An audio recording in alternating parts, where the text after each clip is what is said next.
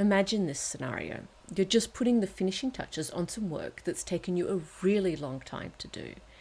And then the creative director comes in and says, well, I was playing a game with my nephew over the weekend and I think we should totally change direction and go over here. And then in a week's time, they go in some other totally different direction. Like, oh my gosh, why is this problem so common in the games industry? I don't know about that, but today we're going to be talking about how you can reduce the frequency and impact of these changes.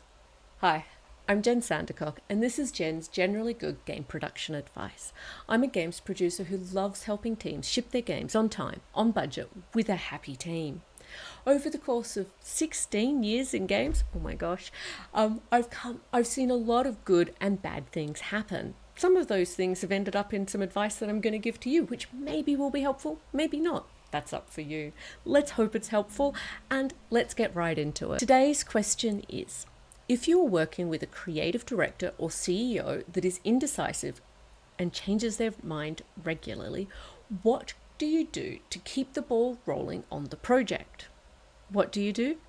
Run away in the other direction? Well, that's one way to solve it, I guess, but probably not a very practical one. This is a really tough problem, and mostly because we're talking about one person's behaviors.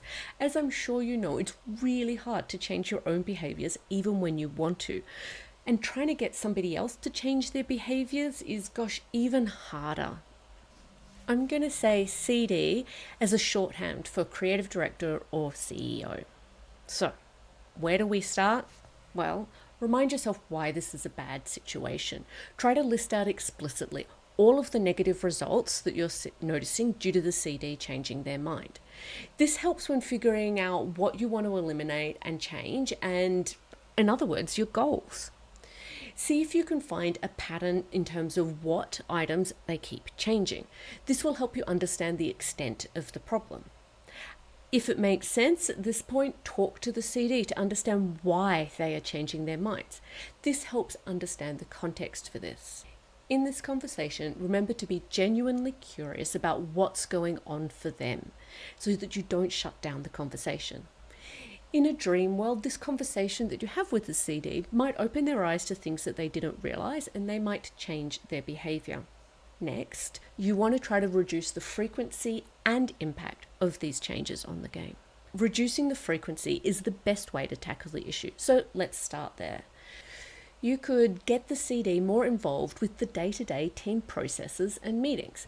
That might mean asking the CD for a daily update on their priorities, sending every little thing to the CD for approval and not moving on until you have that approval. It might mean getting the CD in all team meetings for a month so that they can see the team's point of view, see the repercussions of their choices, and stop the team going off in a direction that they probably never would have approved of anyways. You could also improve the processes for getting feedback from the CD and implementing that feedback. So to do that, manage how the feedback is coming in and when it comes in. It might mean big feedback can only come in once a month. It could mean daily feedback is needed. You could make it so that only one change per sprint, per discipline, per task, per whatever makes sense is allowed. You could have a mandatory wait period on all or some types of changes. That is, don't instantly start on the new direction. Wait for a week-ish and see how the dust settles and if you still need to go in that direction. Similarly, when something new comes up, don't start work on it straight away until you've got a new plan with a new timeline. That way you can see the resources, work hours for specific people and so on that are being committed, and also compare the old plan and the new plan to help get a bigger picture of what's going on. You could make it much more normal for you as a team to constantly ask, if we're saying yes to this change, what do we need to say no to? What can't we fit in anymore? If in your initial exploration you discovered that only certain types of items are getting changed, then in your risk register, you can increase the likelihood for those items and anything dependent on those items. You could allow more lengthy buffers and processes for those changeable items. That might be assuming that you're going to do at least 4 iterations before you lock something down.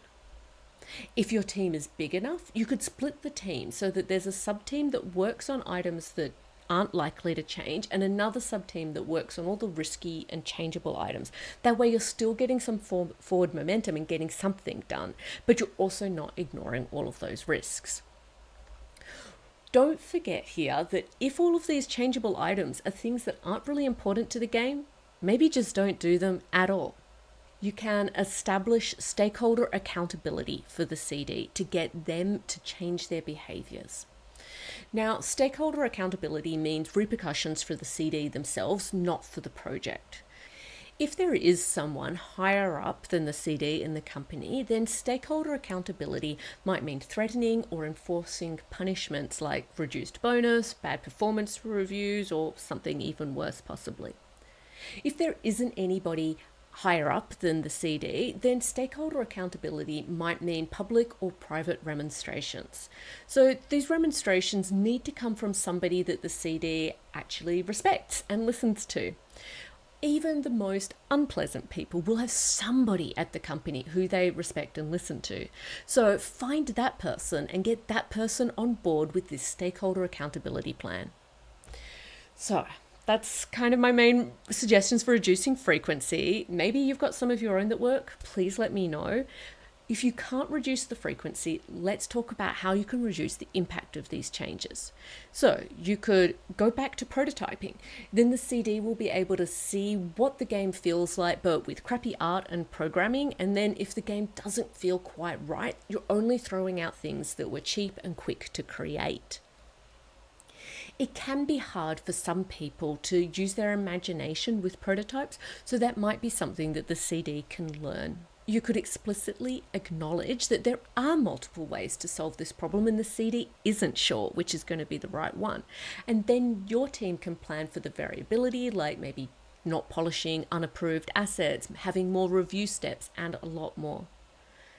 You could fundamentally change something in your game. So choose a less risky game genre, theme. You could keep only one innovative gameplay mechanic rather than 5 or 10.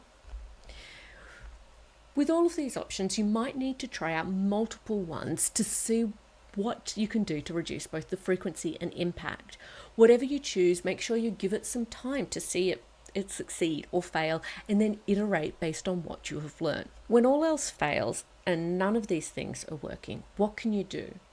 Well, at that point, you maybe need to try to start moving your own personal goals away from the goals of this game.